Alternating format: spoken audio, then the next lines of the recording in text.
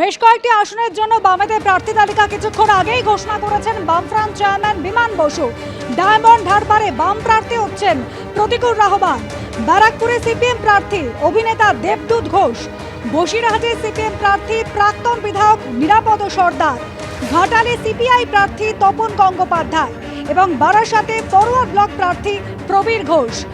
এর আগেও একাধিক আসনে সিপিএম প্রার্থী ঘোষণা করা হয়েছে এবং বামফ্রন্ট চেয়ারম্যান বিমান বোস এবার ডায়মন্ড হারবারের প্রার্থী তালিকা ঘোষণা করলেন।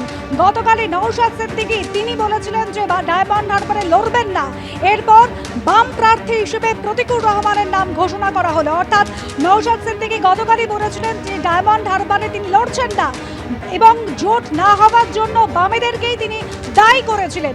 আর এবার গতকাল নওশাদ সিদ্দিকী তিনি জানিয়ে দিলেন ডায়মন্ড হারবারে লড়বেন না।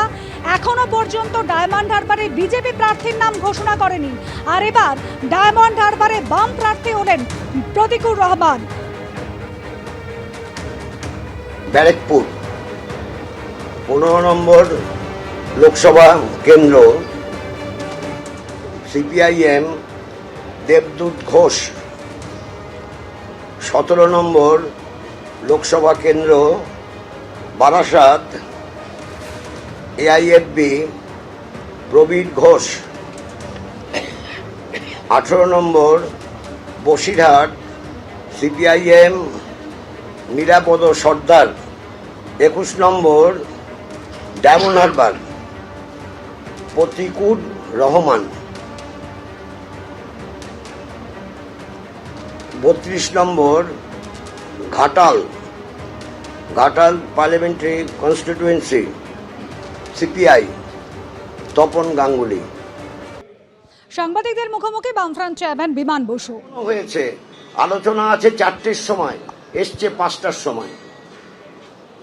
মানে আমরা তো অভ্যস্ত নই, আমি জানি না অন্য কারা অভ্যস্ত আছে।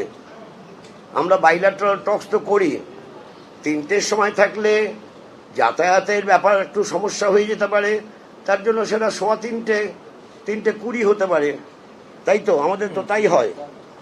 কিন্তু যদি 4টের সময় ব্যবস্থা মানে সভা ডাকা থাকে, আলোচনা সভা, যদি 5টায় হয় তাহলে তো মানুষের সব কাজকর্ম কিছুই করা যাবে না, বেকার বসে থাকতে হবে। যাই হোক, আমি এই জন্য কথাটা বলছি যে আন্তরিকতা ছিল কি না সেটা বুঝতে পারছি না, সেই জন্যই বলছি। আর আন্তরিকতা না থাকার জন্যই